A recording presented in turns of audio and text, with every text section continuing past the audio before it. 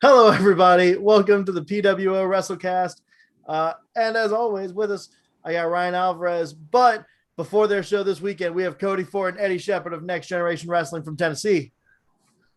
Yeah, buddy. What's up? So, as you guys know, we are heading out to Tennessee this weekend.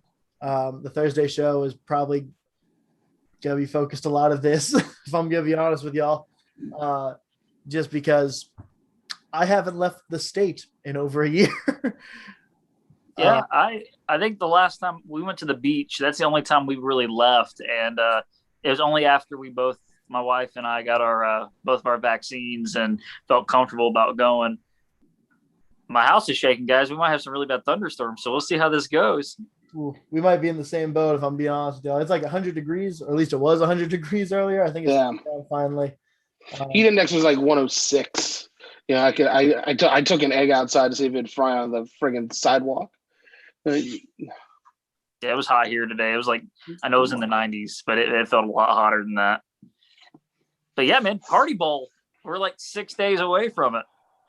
Yeah. I'm not gonna lie to you guys. I woke up this morning and I was feeling some type of way, and I sent Eddie some very sexually explicit messages. And I will not reveal them on here. But, as we slowly approach, or I should say rapidly approach the show now, there's something about like the week of the show that really just it makes it more real. You know, it's like yesterday it felt like we knew we were a week away yesterday, but then today when I woke up, I was like, okay, it's go time. Like, I know I got to get this, and this done this week, and like it's just. I messaged Eddie. I was like, dude, it's go time. Like it's time to get it done, you know? So like, what does this week look like for you guys? I mean, a week out, less than a week at this point, you know, give us like the day to day up to it. Big thing, it starts out, Cody sends me vulgar messages. So we can go ahead and check that off the list. Second, man, like, everything starts to get real. Like, we realize that, you know, all the pieces are also going to start coming together. And then once we get to the building show day and we get everything set up, it's just like, okay, we're here. And then it's like a weird waiting game where like you're super excited, but before you know it, like people are already at the door and then all the workers are ready to roll. And it's just it's one of those things where we build up for it so much that when show day happens, it goes by. So it's like Christmas. It's kind of like it's kind of like the perfect explanation. But we're really excited right now because I know Cody just messaged me right before we hopped on here that we just sold some more tickets. And it's just been a constant thing. Cody, talk about that. Yeah.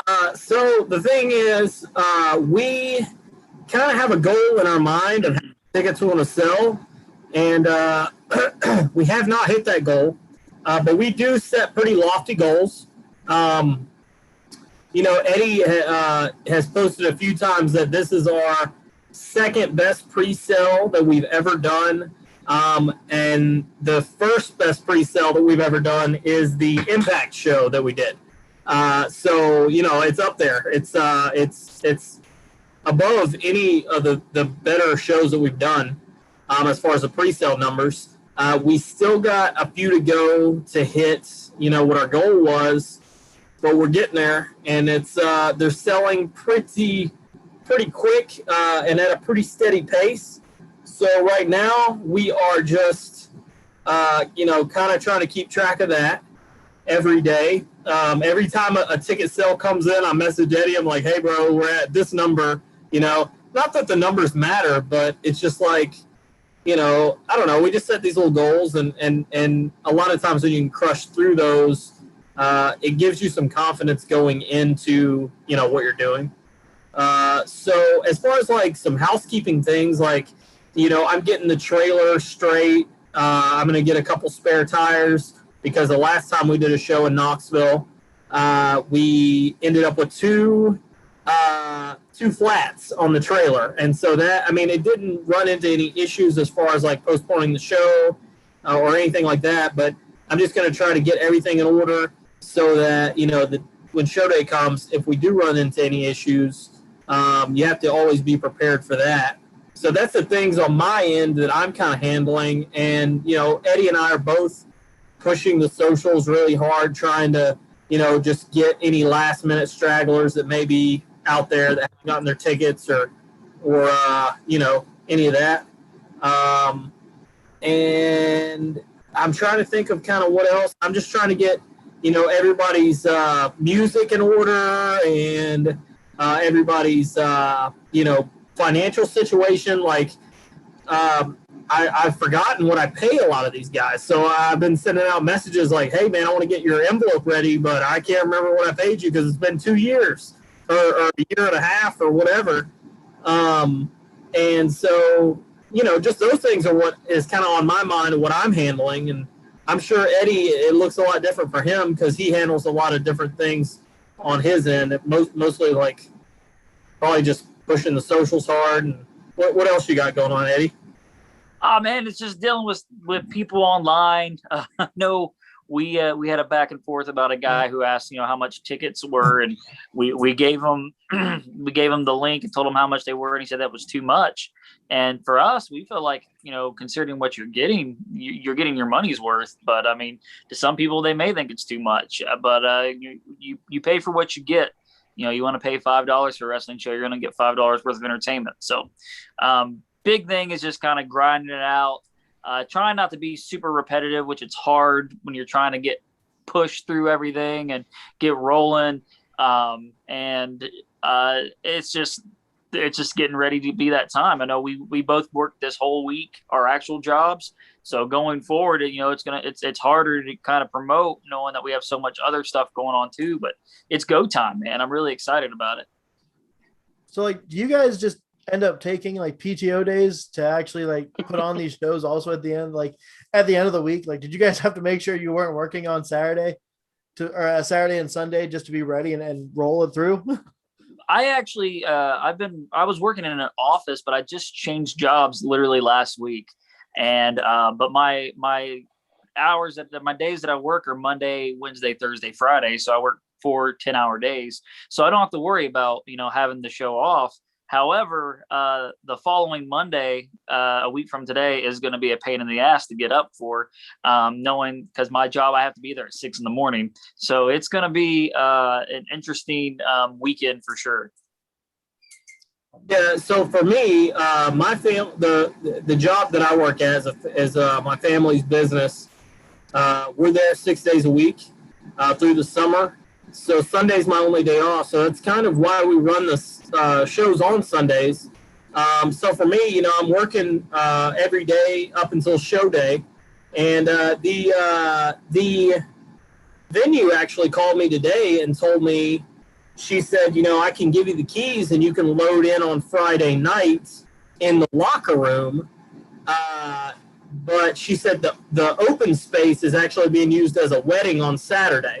So, you know, I told her, I was like, you know, the problem with that is if we load into the locker room, we're having to carry that stuff twice. Like, we're carrying it in the locker room and then on Sunday having to carry it into so I was like, no, we'll just load in on Sunday morning. So for me, I'm working straight through the week, and then Sunday morning, I'm just going to get up early and hit it hard. I do think I'm going to take Monday off probably, just because, like Eddie said, after a week of working, and then Sunday is just going to be like the craziest day ever. So, you know, by the time we get out of there and everything loaded up in the trailer and I get back home, you know, Eddie and I both live about an hour away from the venue. So by the time we get all that done, it's definitely going to need R&R. I might need a full-on vacation after the show, man. It's just been, I don't know. It's very, it's a lot more work than people really understand, but. Yeah, I will own that right now. I didn't realize like you guys having an entire week of just straight work and them putting on their show, like, props to you guys. You know, seriously, I'm sure you guys don't hear that enough, but that's crazy. And it's not so much physically taxing as it is the mental part of it. It's like, you know, today I was at my job and I couldn't focus on what I was doing because my mind was going all these other directions about the show and the things that I need to get in order. So it's like by the time the show's over, you just like exhale and all of it's gone. It's like and then for your mind to go from going 1,000 miles an hour on the show to like, having a couple days to where you really don't have anything. It's I don't know. It's an odd feeling. I think Eddie probably knows kind of what I'm talking about too, but it's kind of like an emotion dump, man. Like you get everything, you're hyped, and all of a sudden it just it's almost like you exhale, and it's like, man, it hits you all at once, man. And I'm just pumped, man. Like November 17th, 2019 was the last time we had a show, and this is like, our big return, and ticket sales are up. That's awesome. And we're continuously, trying to, better our past shows. And we already have another show booked, and we're ready for that show to get rolling. So I'm really excited, man. Like, I'm excited to meet you guys in person. I'm excited to get some normalcy, and I'm excited to continue to sell tickets this week. I really want to reach our goal. And I don't think it's too far-fetched what we set out for ourselves to do for this show. And it's creeping, man. I'm really excited. Man, that's just, yeah. I can't wrap my head around it, like how you guys do that this week. It's insane.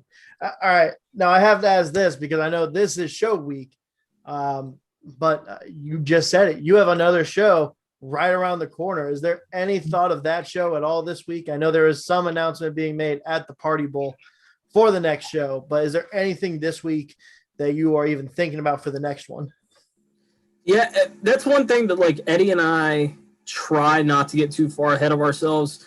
And with that being said, it is a situation where our hands are forced to a certain point because these guys' dates get booked up. There's guys right now that probably don't have another open date this summer. So as far as booking talent, it's something that we have to jump ahead and do.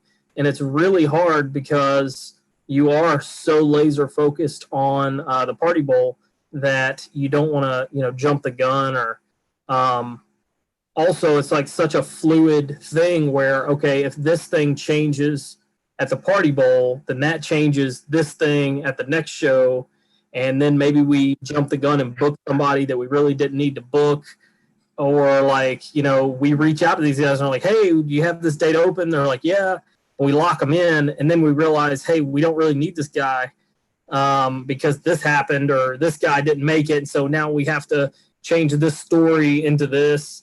So it's a really complicated process because our minds are not on that show, but in a way they have to be.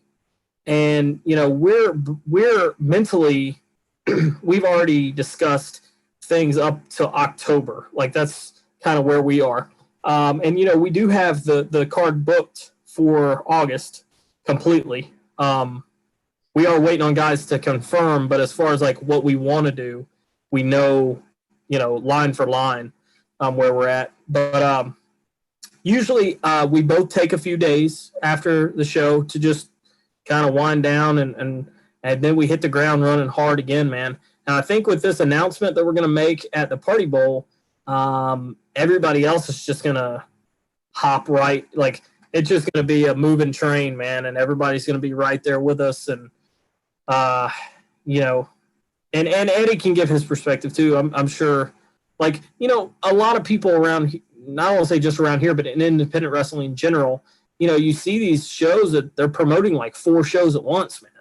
And that gets complicated for the fans too, because it's like, I mean, there's just so much to put out there and promote and like push that sometimes I feel like it gets lost in the shuffle. So back to my original point, it's just, we do try to just take it one step at a time, all the while being ahead of the game, I guess. Awesome. Fantastic. You got anything to add to that, Eddie? No, I think you summed up perfectly because, this October show, this August show, we do have it all booked up, and we have a lot of people on that show that we've never used before. So I'm really excited about that. And then on top of that, we have a big surprise, which we're going to announce at this show. I think one of the coolest things, I know we really haven't touched on it. Dude, we have replica belts being made of our title belt. Like, who does that? Sorry, I was responding to a DM I had. The thing we were actually DMing about that earlier, and Eddie was talking about wanting to put the replica belts over. They're being made out of the country, so logistically right now we're trying to figure out if we're going to have them by the Party Bowl. I was told by the manufacturer that we would. The tracking information says we will not. So with that being said, fingers crossed, maybe the guy knows something that the tracking does not know. I know I've gotten stuff early before, so hopefully that works out. But we're just trying to think outside the box, guys. And, everybody was super stoked about the replica belts. Like Eddie said, it's something that you don't see a lot on the independents. And a lot of people love wrestling belts. So super stoked about expanding that aspect of what we do as far as the merchandising part of things. And, just always trying to think about where we can improve and what we can do to please everybody, It's awesome. I'd say, Ryan, we might need to jump on that. Yeah. We need to fit that into the budget. Right off as a business expense. I'm on it. So I did have one more question here. And I'm trying to find the tweet because I love Suge, but he's tweeted a lot in the past couple of days. He tweets a lot. He's a busy guy. And I'm down for it because, God, it cracks me up. But I'm trying to find specifically, he put up a poll recently about what he want, what entrance would we like to see at the Party Bowl. And I was going to ask you guys, so depending on that, I don't know if he's changing his music for that or not. How does that work with you guys? And then high spots. So it's a revolving door where when it comes to like there are some guys, like I'll mention like Sean Hooderich, dude changes his music every show. And I was like, to us, like, dude, they hear your music, they know it's you. When you play something else, they don't know it's you. So high spots is usually pretty lenient on that. There's been a lot of scenarios where they'll cut entrances out and just get them in the ring. That way they can avoid any kind of copyright issue, which sometimes is a better thing. Just kind of not to have to worry about anything. I know when we did the Impact show, everybody either had to use their Impact songs or they gave us a catalog of non-copyrighted music that we could use. So that was literally the word. Like, it was so bad. The non-copyrighted, like whatever they have, they're just like, here's like 7 songs, you guys pick from these, and if I'm correct, Eddie, were they all instrumentals, or did some of them have? No, lyrics? some had actual lyrics. But we ran into a scenario where, like, Cody's like, here's the catalog, figure it out. And I was like, fuck. So I'm looking through and, like, we have, we had a girl, Nicole Payne, who has wrestled for us for a long time. And she's a badass. So I'm like, I'm trying to find the song that suits her. I'm like, well, okay, I found this one. And then, like, I'm having to find, like, a tag team song for this team.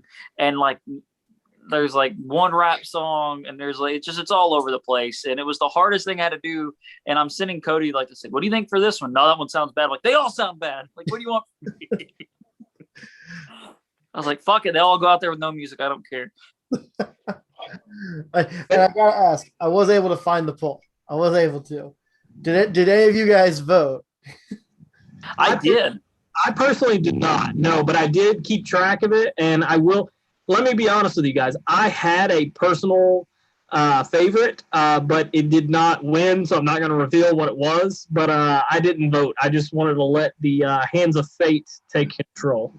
If I ask, will you confirm or deny? I'm just gonna let it. I'm just gonna let it ride, man. I'm just gonna let it be a mystery forever. I voted for, I believe it was, what were the choices? There was 78. 1970, something from 1986, something from 2000, and something from 2015. It was 70 for me because that's kind of like the music I love. So I wanted to see what Suge was going to pull out. However, the song that he did choose is actually on my Spotify playlist now, so it's kind of fun. I listened to it at the gym today. He did choose. I put it up on Pandora, and I listened to it today. So, but the music thing is really interesting because, there's inevitably going to be one or two people that you just don't have their music, or they want to change their music last minute. And, I don't know if we talked about it before with you guys or not, but there's going to be Titantrons at this show, and it's not going to be a situation where we can just put another track on for them. Like the video and the audio is going to be synced together. It's always nice to know that you have all that stuff taken care of, because it is a stressful, especially for the DJ too, because the guy who runs our music, he always, like I told you guys during the show, me and Eddie are both running around like crazy people, and the DJ guy, he'll come up to me and he'll be like, "Hey man, I need this guy's song." I'm like, "Oh, okay, yeah, I'll get it for you." 30 minutes later, he'll come up to me and he'll be like, "Hey, did you ever get that guy's music?" No, I didn't get it, because I've done 1,000 things since then, and I will do 1,000 more things before I get the music to you. You'll likely not get the music, and you'll have to send him out to something very generic, likely, what is our go-to, Eddie? Barbie Girl? Is that what we like to use? I can't remember. So the funny thing about this is these are grown men who wear spandex most of the time and grab other men or women, or you'll never see somebody whine like a little baby when they're like, "I can't have this music. Why can't I have this music? Why I have it on CD. Can we put it on there?" I've never seen people make a bigger fuss at a wrestling, with wrestling than their music. Like, I feel like the music's kind of like, it's important, but like, if it was so important, you should have let us know long before then. Yeah, that's fair. I gotta go back. I gotta go back to this poll here, because I had to pick 86 just because it was so specific. I'm not gonna lie though. Next show, if Suge's there, we gotta convince him for that American Woman entrance, because I can only imagine. Oh man, there's a good possibility he could or couldn't be on that show. Love it. Absolutely love it. We're not going to confirm or deny. You just got to wait or party bowl. Gotcha. I'm learning. I will say the person that the announcement we're going to make at the party bowl for Uncivil War is not should be. So. All right. Well, there's your one spoiler for the day, guys. There's the one. There we I think go. it's one. Got something. So there's something that we haven't really talked about this, Cody.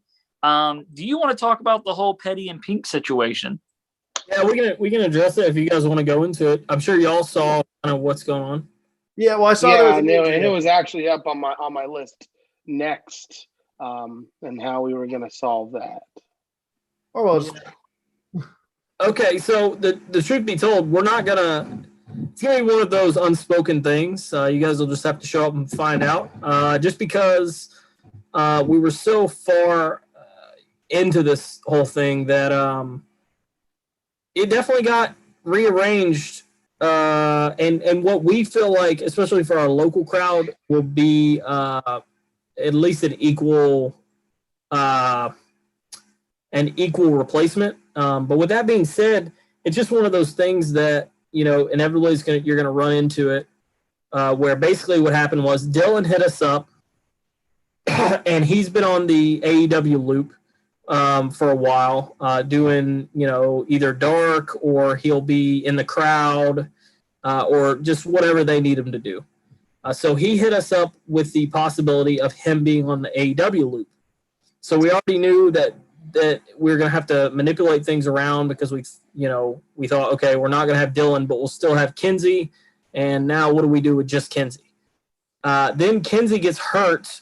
I want to say NWA. Is that right, Eddie? I believe, yeah, I think she worked Melina. I could be wrong. Yeah. So Kenzie gets hurt at NWA. So now we're looking at, okay, Dylan may be gone. Kenzie's definitely gone.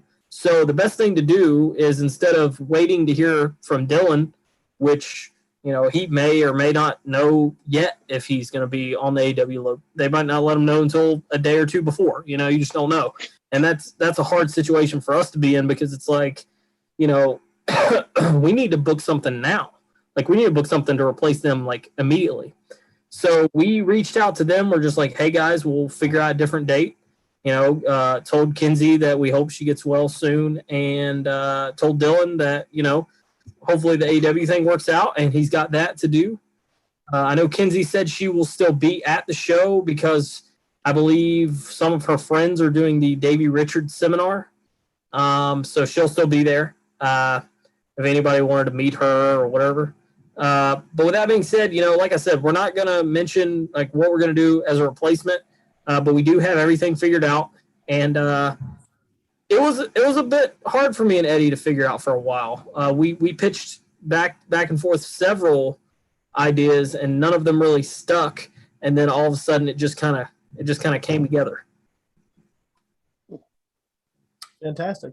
Now, from my understanding, because we've had this conversation before, you always enjoy setting up these surprises here.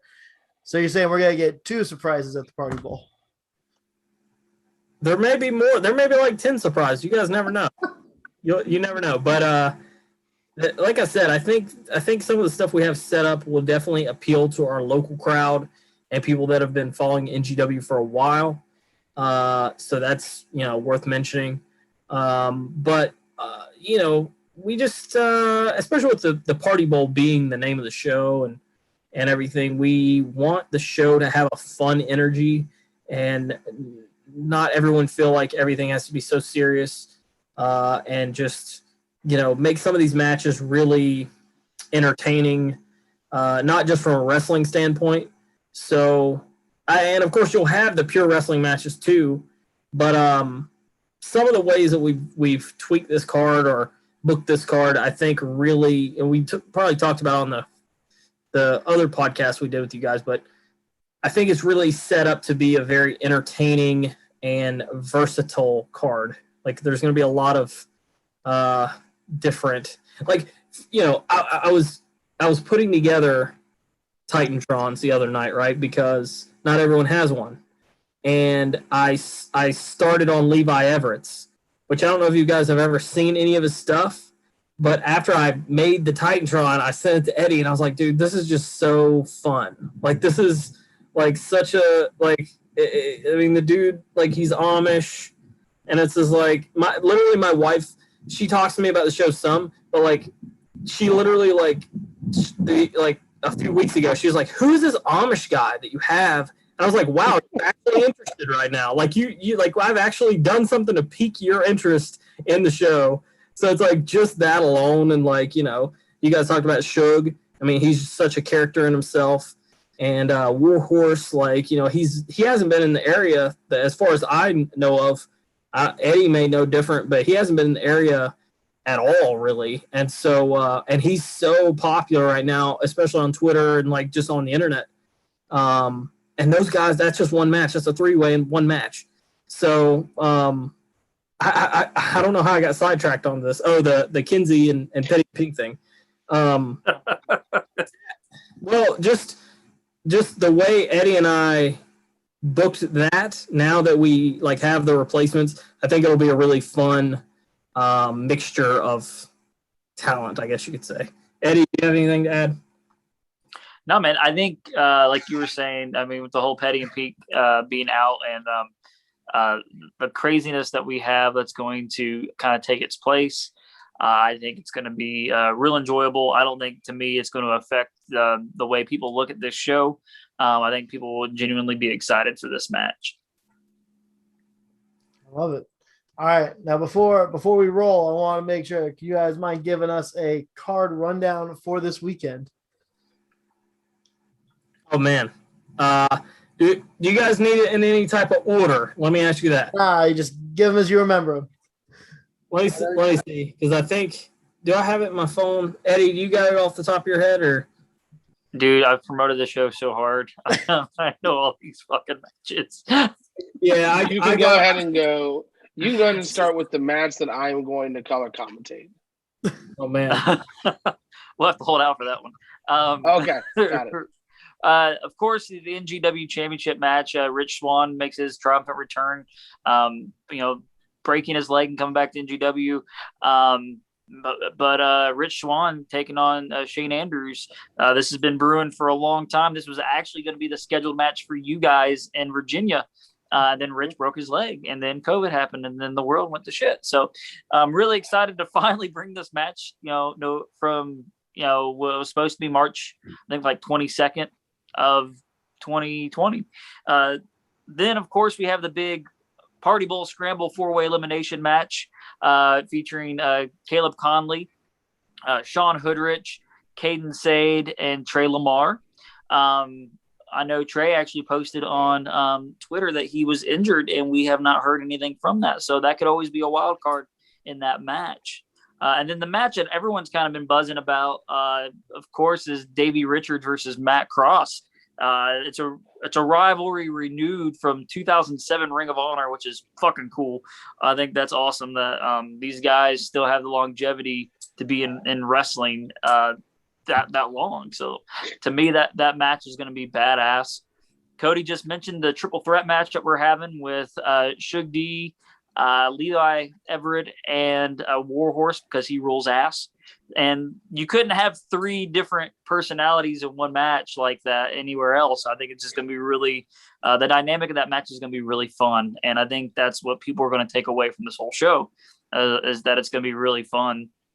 Of course, the Black and Knees Assassin Menace takes on Jay the God, JTG. Like I said, I didn't realize, for years that JTG stood for Jay the God. So there's that match. Of course, we mentioned that we do have a special match that we are not really going to talk about right now, but it's something's going to play out for Petty and Peak not being here. The International Superstars take on the Neon Blondes, so Facade and Danny Moe versus Dream Girl Ellie and Blanco Loco. The International Superstars making their NGW debut, and Danny Moe making her official wrestling debut for NGW. So I'm really excited about that. And then the big boy, Calvin Tankman, with the Tankman Challenge, the issues laid out. We have received word that the challenge has been answered, and someone will be there to answer this challenge. Just the grin, the immediate grin. I'm so I'm in. That match is going to fucking rule. I'm so excited for that. I'm so tired. I'm looking at my face right now. I'm so tired from work, but it makes me happy knowing how somebody might get put through the fucking ring. So it's gonna be wild. Oh man. I hope not. That's gonna be a bitch to fix. I want you guys to know too. Eddie is just talking about kind of teasing you about the Calvin Tankman Open Challenge, and as I mentioned, a lot of these guys I'm going through and actually editing Titantrons for. So whenever this person that answers the challenge, whenever their Titantron begins. You're still gonna have to wait because it doesn't immediately. We just love the tease, and it kind of draws itself out before you find out who's gonna answer the challenge. So we love that kind of stuff, man. I think I don't know if Eddie loves it as much as I do, but it's just one of those things where, like he said before, we really like to feel like you paid X amount of dollars for a ticket, you knew you were getting this, and this, and then we gave you that, and then we gave you this too. So I think you guys are gonna be excited for it, and like Eddie said, the match is gonna be really something. Man, I can't tell y'all how excited we are here. We've been unbearable, I think, in our chats and everything about it. I literally yesterday morning, 1 week. Let's go. Let's go. I know, man. Ready, man. It's a cool feeling, man. I know concerts starting to roll back up too. A lot of my favorite bands are starting to roll back through, and I know a couple of comedians that are starting to roll back through. Like I know Stephen Lynch is going to be in Asheville, North Carolina. It's like an hour from my house, so I'm excited for that. So a lot of cool shit, guys. I'm glad to be running, and I'm glad to get to hang out with my friends and put on some kick-ass wrestling. Yes. Can't wait, man. We absolutely cannot wait. Well, look, guys, I know this week is hectic. I'm not going to hold you guys any longer, but I do just one more time. Thank you, guys. The work that you guys have put in is it's noted, and people need to realize just how hard you guys have actually put in to make this card happen. Hopefully everyone who shows up realizes how much work you guys have put in from behind the scenes. The biggest thing I'm worried about is like crying like a little bitch. Just being so happy that we're back. Because Cody will never let me live it down. Oh man, I if Eddie cries, I'm just gonna go grab him and hug him and cry with him. And we always have that moment at every show where we just look at each other and we know that we did it, you know. And but usually it's from afar. Usually we're across the room from each other, like at least like I don't know, 50, 100 feet away. But I feel like at this one, it's just gonna be me and him, just like. I don't know. We may find out that we're in love with each other. Like that this may be. There's been a lot of unspoken things these like last 11 years. So from what I hear, the text messages get a little steamy. So they do. They do. Actually, I'm not going to talk about this one picture, but it's cool. Cody knows. Oh, I know for sure. So with that being said, guys, that's the Party Bowl, you know, and this Sunday we're looking forward to meeting you guys and seeing everybody there. And it's going to be a great time. So we appreciate you guys helping us put this thing over as much as you have. It's been great chatting with you guys about wrestling. And you guys are great podcasters, man. We appreciate the work you guys do. Yep, for sure. Our absolute pleasure. Yep. So we look forward to seeing you guys. You guys hit us up, and we'll see you, I guess, on Sunday morning. nextgentn.net/tickets. Get those tickets. Time's running out. It's almost time. Guys, once again, thank you so much. We'll see y'all this weekend. Thanks, guys. Safe travels. Thank you.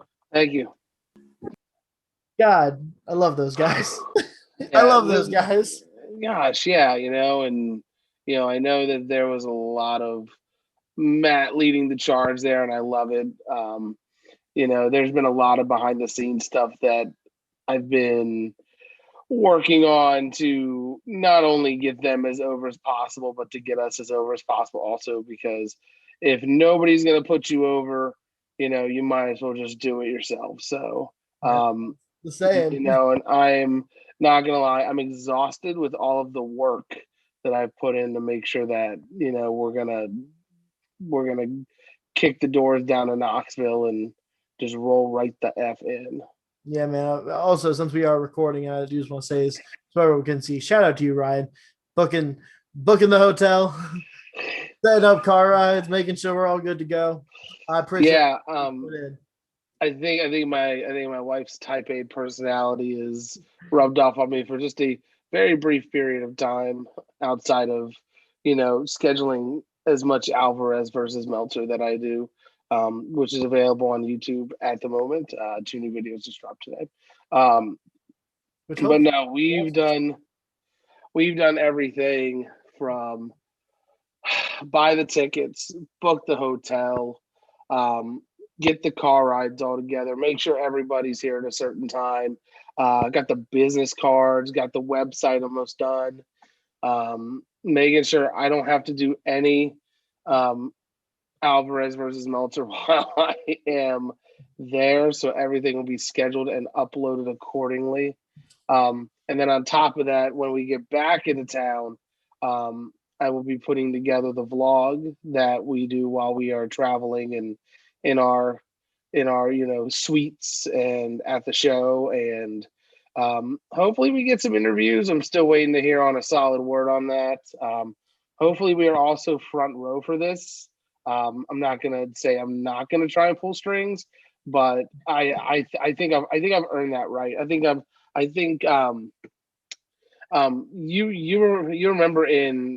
You remember Bert Kreischer's stand up, The Machine, and he's just saying, you know, just walk in, there's like a big dick in a locker room. I feel like I've not only earned that right in real life, but also in this specific scenario where I'm going to say, look, there's been a lot of back scratching. I think I at least need to catch a little bit of Rich Swan sweat. In your mouth. All right, well, dear God, cut that for COVID costs. But dear Lord, trust me, we're going to be as safe as possible. We're going to follow the mask mandates. We're all fully vaccinated. Everything will be done safely. Stab me twice. Yeah, so we're not going down there blind. We're not going down there, oblivious to what is still around us. So please note, that COVID is still around. Wear your mask if you're not fully vaccinated. Even if you are, be safe. All right. As you go into hell. I was about to say we have to cover this. Last night was Hell in a Cell. I know we're going from a very happy moment here, and we have to go to Hell in a Cell, which was not a horrible show. Needs to be said, this was not a horrible show. We're gonna rag on something here a lot, I'm expecting, but this was not a horrible show. Yeah, and I know we didn't do predictions, and I'm gonna be honest with you personally. I didn't care. Normally I put in the legwork and I put in at least a constructive thought, as to where my predictions are going. But the way the last few WWE pay-per-views have gone and predictions, I'm like, I'm going to sit this one out. I've watched 3 hours of Raw on Monday, two SmackDown hours on Friday, everything in between. Yeah, and everything in between. So you know what? I'm taking this one off. But I'll tell you what, my picks. I was pretty spotty. I was probably about 50%. Well, no, I was probably about 75%. I was about to say, I think there's one or two that maybe we got wrong out of the 6 matches that happened. Actually, now that I'm looking at it, I only missed one. But anyway, so. And all right, this also needs to be said because this has been going around a whole lot. There were Peacock issues, and I know a lot of people had a lot of issues with watching the show. It was very hard. I don't know what happened, but we were fortunate. We didn't have any, which was nice. It was really nice. We got lucky. You were great. So we were the chosen few. Yeah, we were. But Natalya defeated Mandy Rose on the pre-show in a 10-minute match. I like that we are pushing Natty and Tamina regularly on TV, and I like that we are pushing the women's tag titles. I'm about that. I'm a little confused why Mandy Rose lost here, though, because if they were pushing her and Dana as the number 1 contenders, I don't know why we're having them lose prior to the match. Maybe have them go into a different tag title or a tag team match with Natty and Tamina watching at commentary. That's my only criticism here. My only other pretty obvious question is, why wasn't this a tag match? I mean, it seems kind of, we're trying to push these tag titles and we're not. And I guess the bigger question now is, what did we gain from this? What did we gain storyline wise after this match? I'll say that we showed off that Natty can win, which we knew, but I'm hoping at least she wasn't flatulent everywhere. Yeah, I was about to say, I'm happy we've moved forward where Natty's at least a very serious gimmick as well. Natty is and has been one of the more talented women on the roster for a while, and I'm happy she's finally getting the love she deserves. Consistency.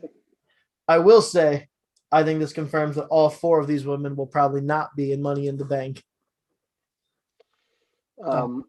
Speaking of, there are multiple qualifying matches for Money in the Bank tonight, which, you know what, I'm so thankful for, because there have been, especially the last handful of years, where it's just like, hey, you were in this match 2 weeks ago, you're going to be in Money in the Bank.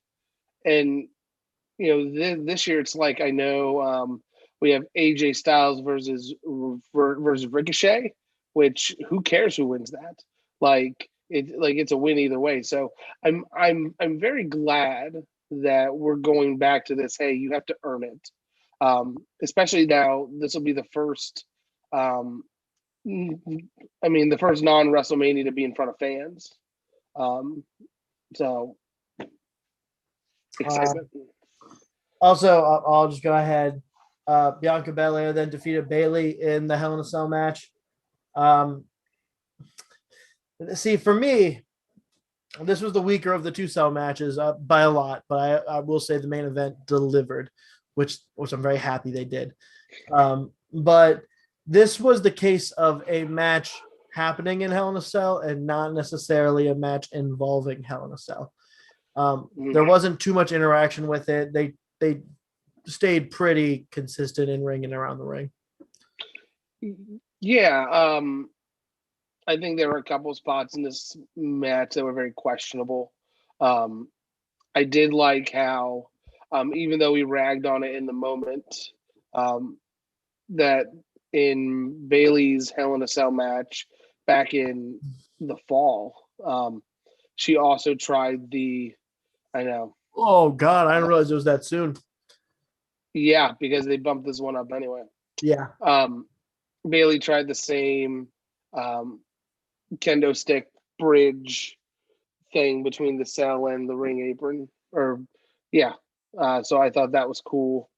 And then the other spot that I just kind of was just sitting there is like we have Bayley the Lion Tamer, or it was the spot where we had Bayley trying to attack Bianca Belair with a chair, and Bianca's lone defense as SmackDown Women's Champion is to use her hair and try to whip through the chair.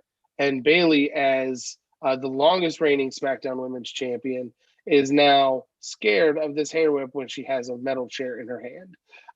I think there are a few instances of this kind of, I don't know the right word, but just we can do better with ring psychology. I think that was the one thing that could have greatly enhanced this match. For me, and maybe this is where I don't know if we're ever going to do this. I hope we do, but I don't think we're going to. I really thought this is a great opportunity where maybe Bayley cuts Bianca's hair in the cell. I don't care with what. But here's the other thing, and this is from a video that they showed her from a vignette for Father's Day of Montez Ford with her and his sons. I think they are her stepsons, but I'm not sure. Her children, as far as I'm aware. Stepchildren are their children. That's how I live. Sorry. But they showed her with her regular hair outside of the WWE. She doesn't actually have that long hair though. So if you guys didn't know, she doesn't. But it was very apparent because it wasn't there. I was really hoping maybe this is kind of the move where we're going to get rid of the long hair. Just because it's gone from being, oh, that's interesting, to we're getting a little silly with it here now. Yeah, 100%. I have raw updates when we get to it, the end of this. Gotcha. So next match up, and this was probably, geez, I don't even know. This was also a good match. There's a lot of really good matches. Seth Rollins defeated Cesaro. He caught him with a roll-up. Clean. It was clean. Love it. The commentary was trying to push it that he stole a victory and Seth got lucky. No, he pinned him clean. He rolled him up and pinned him clean. Yeah, guys. It happens in wrestling. Okay. We gave the roll-up victory a lot of crap when it was used to pass off the 24/7 title, because that was all it was. Sneak behind someone, roll them up, get the 1, 2, 3. I think when it's used in matches and it's used appropriately and it's the finish and it's above average mat work like what we saw here, I think it works excellent with the story. I think we need to have more finishes like this, but not overused. I think something that it does also is protect finishers, and I think that's something that we have strayed away from. I mean, it's 2021, and the way the landscape is, it's just the way it is.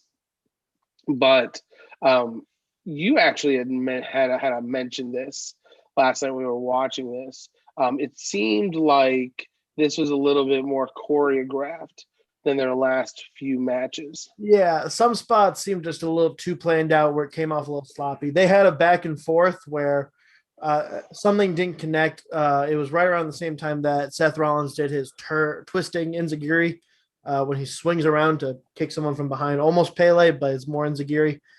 If you guys know what I'm talking about. Otherwise, I'm sorry, it's just gibberish. But the sequencing of moves there, it was not as clean or as crisp as these guys usually are. And once again, these are two of your better workers on the roster. So I just think maybe we were tired or we didn't have the entire thing planned out or we weren't ready for it when it started.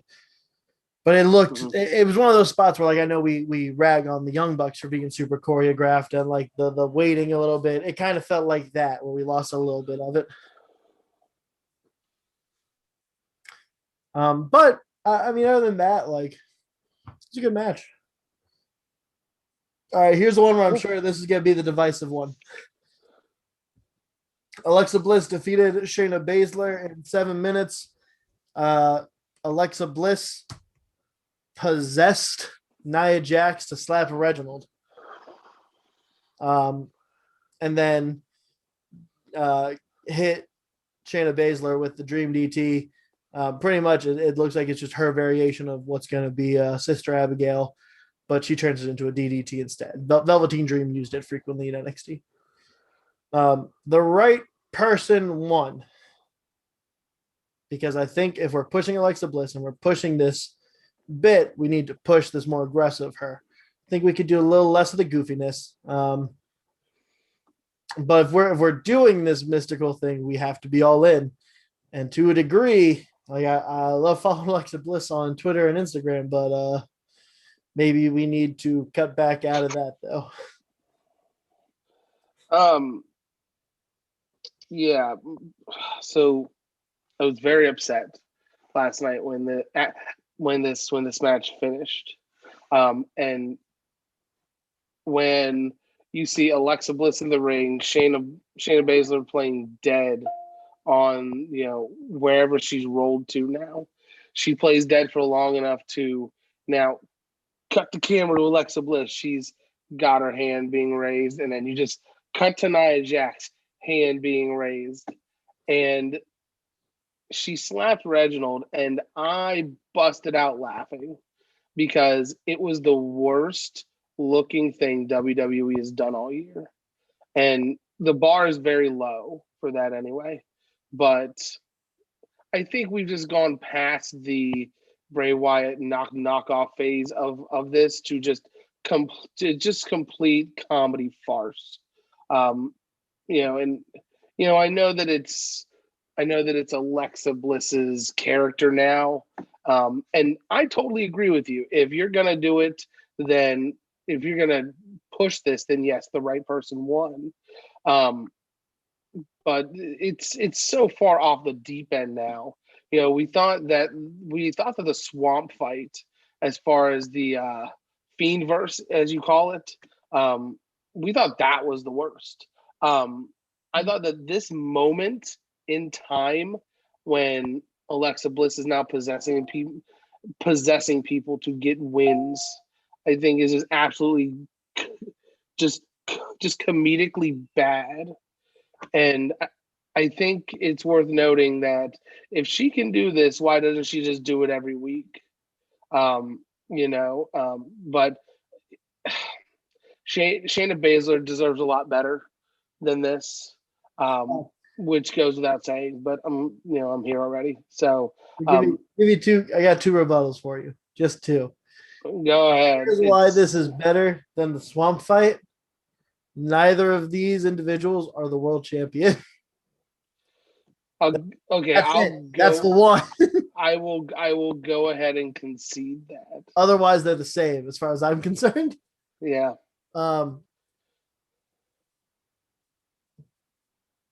I had a second thing. This is my worst match of the year so far. I hated every second of this, and the comedic finish didn't do it any favors. Now, this is me in the minority, and I get that, and I don't care because I don't care about Alexa Bliss's character anymore. And I think that the whole WrestleMania thing was very interesting in the moment. I think that's my worst. Because we didn't fully understand like why the decisions were being made. And then now coming out of it,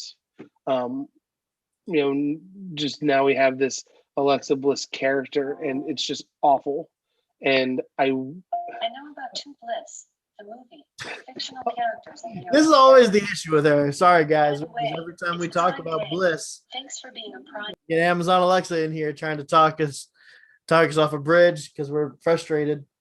Yeah, I will say, and I'm totally fine with being in the minority on this one. I just don't care. And when she wins the Raw Women's Championship next, I won't care about that either because I just this is so far off the rails as far as comedy wrestling or supernatural wrestling or anything of that realm. This is bad. I don't like it. I don't like the Alexa Bliss character. I'm gonna be in with you on that, just because I think the concept of it is very cool. I'm gonna say that. I think the concept of it is very cool, and I think Alexa is doing a really good job with the character. I think kind of the stuff she's been given to work with has not been up to par or what it could be. And I think there's a couple limitations in that. If this isn't a PG show, we're probably having a much cooler segment here. Yeah.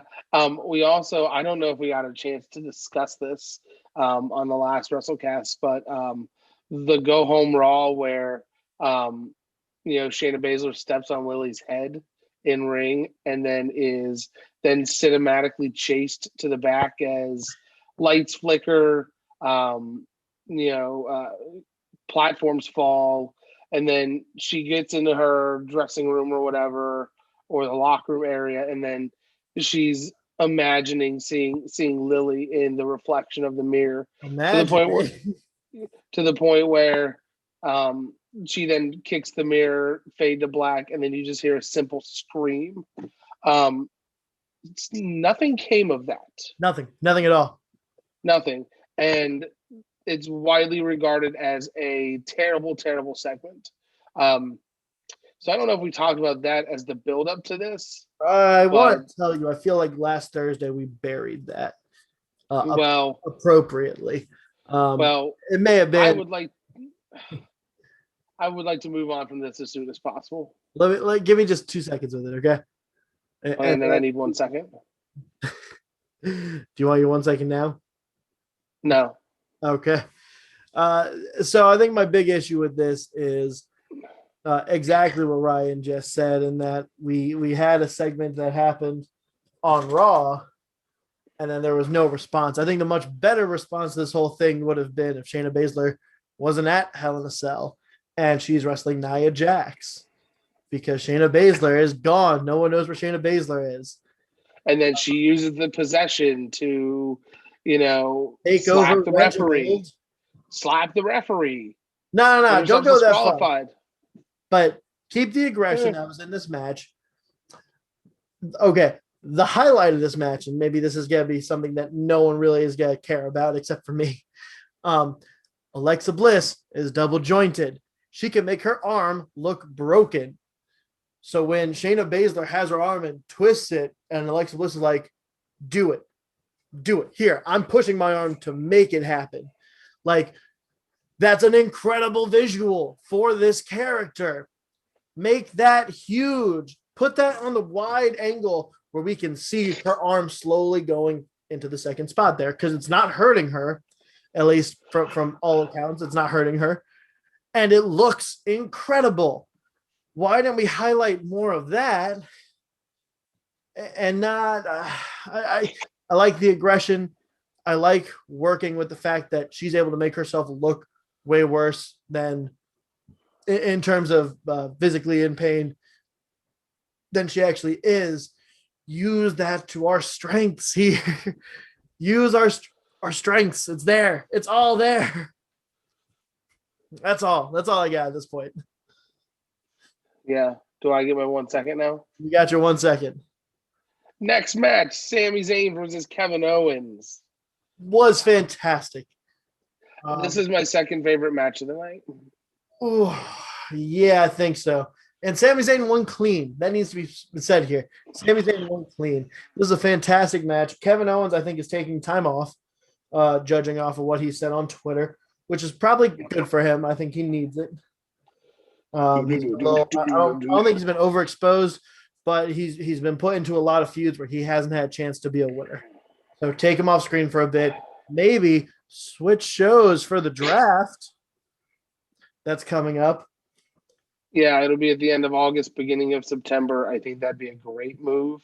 I wouldn't be opposed to him going to NXT to give it a little bit of star power, because I think that's where, other than Raw with his championship runs, that's where he's been the most successful. And he's shown that he can go back to NXT for a one-off and the fans would pop for him. As far as this match goes, God, they just tell a fantastic story in the ring. And I'm not talking about like, the monologuing and the little quips here and there.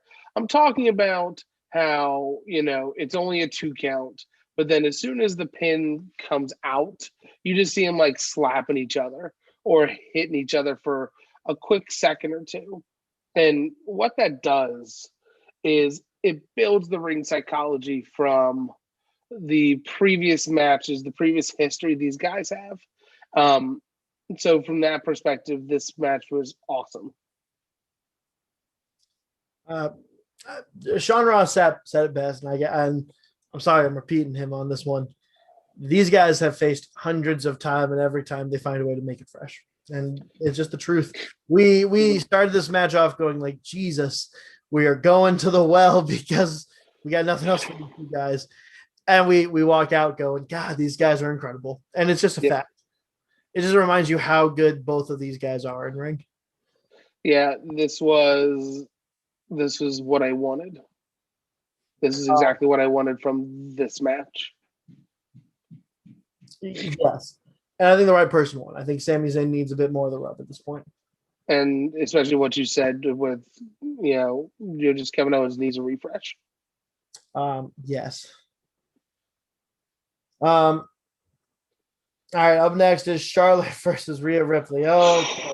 All right. Can I start first off? Oh gosh. I'm gonna say just one thing, and that's yours. Okay, just that's fine.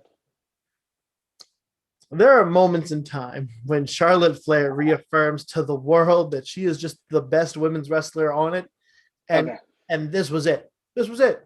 I mean, I almost feel like Charlotte kind of gets the Randy Orton rap of if she's not interested in the match, or maybe it's happened a couple of times, she's going through the motions a little bit. But man, just circles, absolute circles around Rhea Ripley. Everything from execution to timing. There's a GIF that's going around of Charlotte kicking air. And you know what? Here's the thing. It's one of two things, all right? One, Charlotte is openly taunting Rhea Ripley because Rhea Ripley just tried to kick her. Or two, Rhea Ripley moved too early and Charlotte knew that it was going to get exposed and on the fly made it work. If you just look at the GIF without the sound, it looks horrible. It looks really bad. If you put the sound with it, it makes a lot more sense. Yeah. I'm going to piggyback off of what you just said because it's exactly what I was going for. Rhea Ripley exposed again. And this is not to say that she is a terrible in-ring performer. It's just that there is an upper echelon of women's talent in ring in the world today. Charlotte Flair is there, and Rhea Ripley is not. And this just affirms why Charlotte won the NXT title last year at WrestleMania, and we all sat there and said, "Yeah, she wasn't ready, but why does Charlotte need an NXT title run?"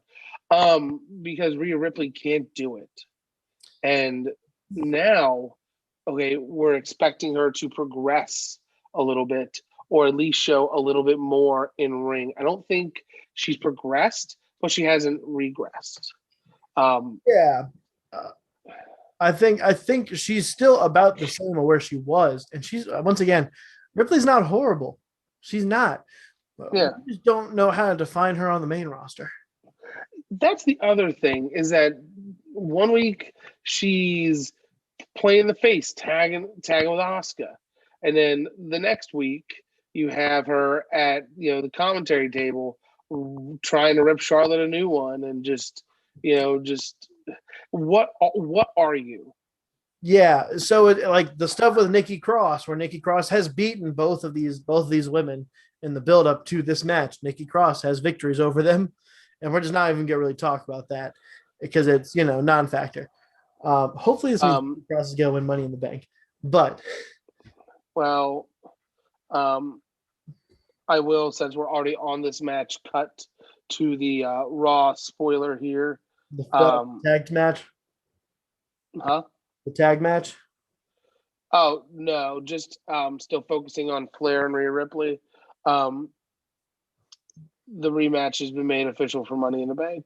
Yeah. So this match ends when Rhea Ripley takes the cover of the announce table and pulls it up and hits Charlotte in the face, and it gets a DQ. So, okay, while you take a minute to collect yourself, let me ask you this question. Okay, you've been a wrestling fan since late 90s? Yeah, I was about to say since I was like 4 or 5. Okay.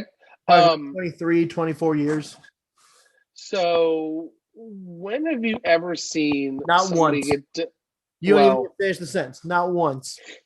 I was going to say, when have you ever seen anybody get disqualified by throwing their opponent, say, into the steel steps? Not once. Okay. Or being disqualified for throwing their opponent into the barricade? Not once. Okay. And then to your point, which you've already answered, not once have you seen somebody be disqualified by throwing their opponent and hitting them with a piece of the announce table. And this was more of. Go ahead. I've seen more table spots at the announce table of someone going through it in a regular match that includes disqualifications than I have ever seen someone disqualified for hitting them with the cover of the announce table.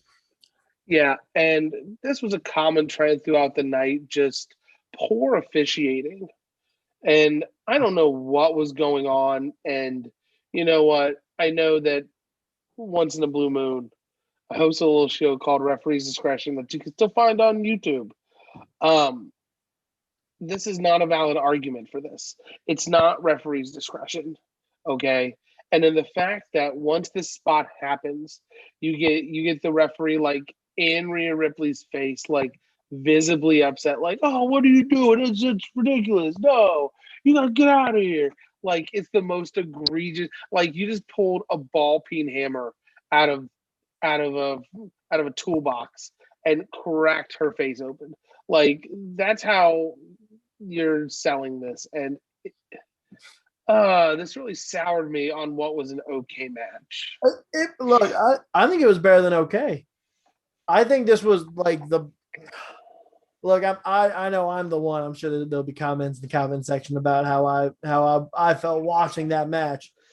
Charlotte Flair was untouchable. I mean, from presentation to in-ring work, when Charlotte Flair is on, she is the greatest women's wrestler of all time. And when she is on the best, the absolute best, as Jeff Hall would say, bow down to the queen. Yep. But This is the stuff that hurts Charlotte, and really it hurts Rhea Ripley more than anyone else. Because she does that and continues the beatdown after the match, hits the riptide on Charlotte, which makes no sense because honestly, Charlotte just whipped her ass for 16, 17 minutes. And made you look really bad. Sorry, it was only 14 minutes. Yeah, Charlotte, it was the clinical definition of one step ahead the entire time. I mean, Rhea Ripley had maybe a handful of moves in offense. A handful. I mean, legitimately, Charlotte was all over her. She had an answer for everything. There was nothing. And so you have this table. I don't even want to say table spot. This cover for the announce table hit that causes a disqualification. Rhea Ripley throws her back in the ring and continues the beatdown and walks off like, yeah, I just did that to you. You lost the match. And you're like, so did we have a double turn? Is Charlotte now a face? Are we now treating Charlotte as a face? Are we treating both these women as heels? Here's the thing. You solidified that I shouldn't root for Rhea Ripley. And you kind of showed me that I should continue to root for Charlotte because she just put on a clinic and lost because Rhea Ripley had champion's advantage. As the face, this is where we get at. The talent is there. The story and the decisions don't make sense. Yep. Mm-hmm. So we have the rematch now coming up. Let's go to the main event. That was fantastic. I'll let you start on this one because I've just lost my mind over several stuff already. Take it away. Yeah, I have nothing but praise for this match. So this was the last chance Hell in a Cell match. Bobby Lashley putting his WWE Championship on the line against Drew McIntyre, and the last chance aspect of this is if Drew McIntyre does not win, that he cannot challenge for the title while Bobby Lashley is still champion. And when you heard that was the stipulation, you kind of knew what the finish was going to be. And so at that point, it was going to be the journey, not the destination. And I thought the journey was just violently great. I think that with the feud that these two have had, this was a worthy addition to the Hell in a Cell lineage. I think between this and the opener, they used the environment better. They told their story better. And this match lives up to the Hell in a Cell booking. Yeah, and that's been the problem. And I've said it on here before: is if you're gonna have a gimmick pay-per-view, then commit. Okay, you have Hell in a Cell, just like TNA had Lockdown. Okay, they had the Lockdown cage matches throughout, and then their main event was Lethal Lockdown. Okay, I'm certain if you had cage matches throughout and your big builds were the Hell in a Cell matches, I think that the pay-per-view wouldn't be lambasted every year, because now we're looking 2 years back where it was Braun Strowman versus Roman Reigns. Or was that 3 years ago? I think that was 3 years ago. When Brock came in and attacked and ruined everything? Yeah, it's 3 years, right? I think that was 2018. That may have been 2017, though. All right, so you're talking first, no, you're fine. And so my point here is that the main event chicanery finishes that we have, I'm going to say it's 2018. That seems about Braun Strowman peak. So we had the Brock Lesnar interference that led to the no contest. Then the next year, so now we're looking at 2 years ago, is when we had Seth Rollins versus The Fiend, which we egregiously pull out a cartoon-esque mallet and get a no contest because we're being too violent. It was a sledgehammer. It was a sledgehammer. Sledgehammer. And then so Hell in a Cell has now built up a reputation for just having these BS finishes that really don't make a lot of sense. And they didn't have it in the main event, but you can go ahead and pass that torch on to Rhea Ripley and Charlotte Flair. But as far as the main event goes, it lived up to the moniker. And the best part is Drew selling this loss. Oh, the best part. As we were giving praise to the Rollins Cesaro match earlier in the card with the quick win, Bobby Lashley does the same here and catches Drew and wins. And you just see Bobby Lashley, MVP, healing it up, celebrating their win. You see Drew McIntyre absolutely just Shattered. defeated. Yeah.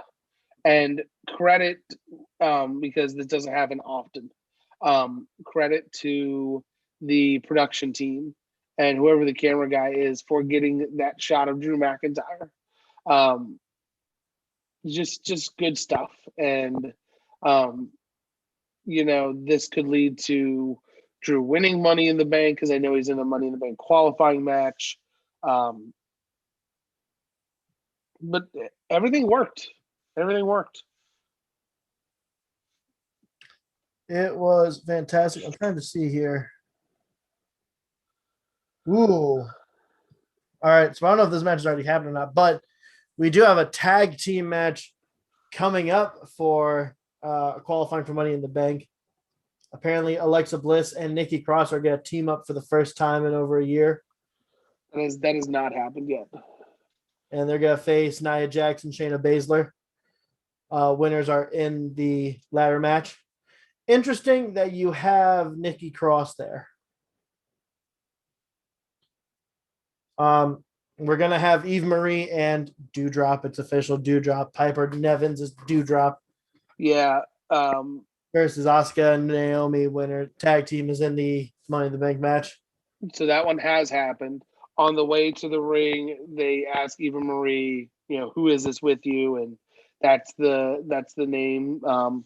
And Eva Marie hangs Doudrop out to dry. So then we get Asuka and Naomi get the win. So they're in Money in the Bank. I think it's the right choice. I don't like. I guess you're getting away with Eva Marie can eat losses now already. We're just going right to it, which is fine. She should. It needs to be said. She should. AJ Styles just lost to Ricochet. Ricochet's now in Money in the Bank. Yeah. 6th singles match that AJ has lost since he and Omos made the challenge for the tag titles. He lost 6 singles match in all of the year last year. Yep. Take that as you will. Yep. It just makes me want to cry.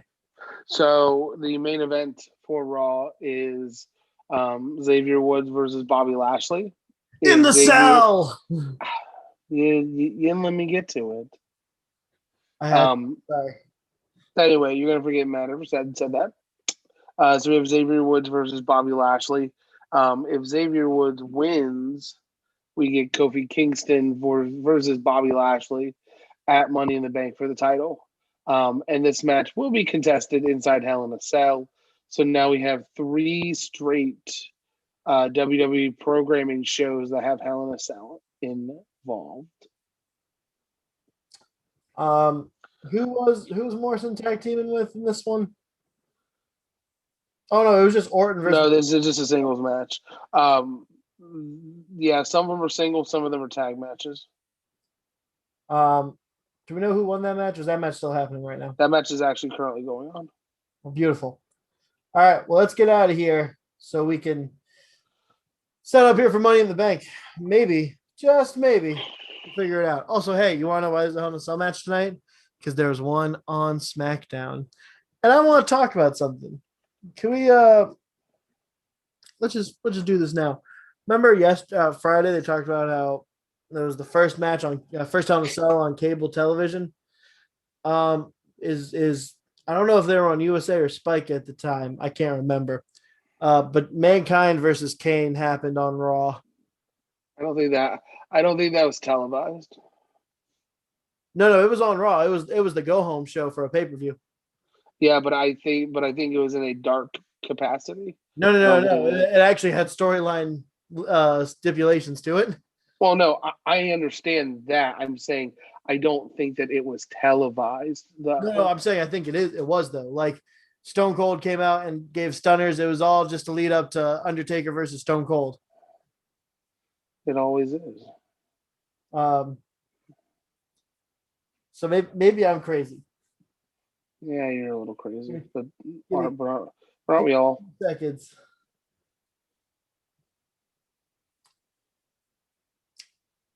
This is yeah. So what's your point? What's your point here? They lied to us. They lied to us again. We were here a couple weeks ago on here for NXT because something big was happening on NXT, and it was just a regular show, which is fine. Yep. But then Hell in a Cell last night, all week, something big's supposed to happen. You gotta watch it. Nothing crazy. I mean, you have the disappointing stuff that happened, but nothing crazy. Yeah. And that'll put butts in the seats.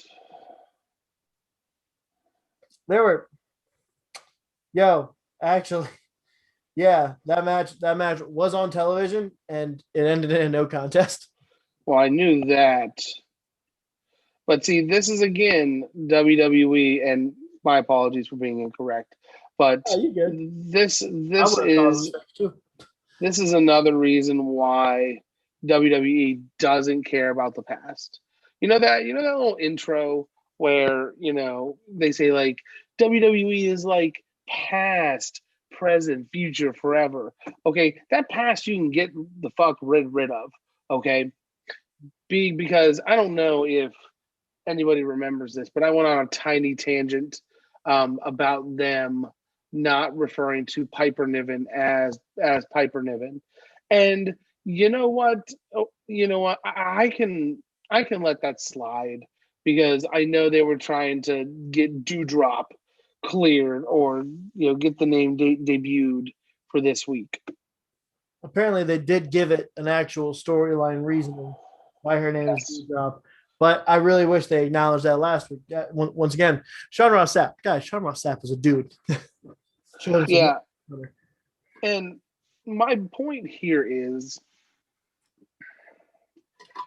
if you don't acknowledge that the past has happened, you don't fucking care. And it's been the constant here with WWE for a long time where they just ignore what's happened because you, the audience, is dumb. You are dumb. You are watching this. We are not saying that you are. Just so this is going to clip this, and we're going to be jerks. And you know what? It's going to be what it's going to be because the people that love WWE will watch it until they die in their grave, and they get put 6 feet under. Okay, it's the real life buried alive match. So this got dark real quick, dog. Yeah, they will watch it and they will live by it. And these are the same people that go online and defend, that Alexa Bliss's character is the best character work she's ever done, and this is better than the Fiend storyline. And the swamp fight only built the rivalry between Bray Wyatt and Braun Strowman, and the no contest protected Seth Rollins from the Fiend. These are the same people, okay, that will watch WWE. They do not care.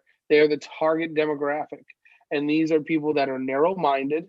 They care only about the bright flashing lights on the screen, and that's why they don't win the key demographic.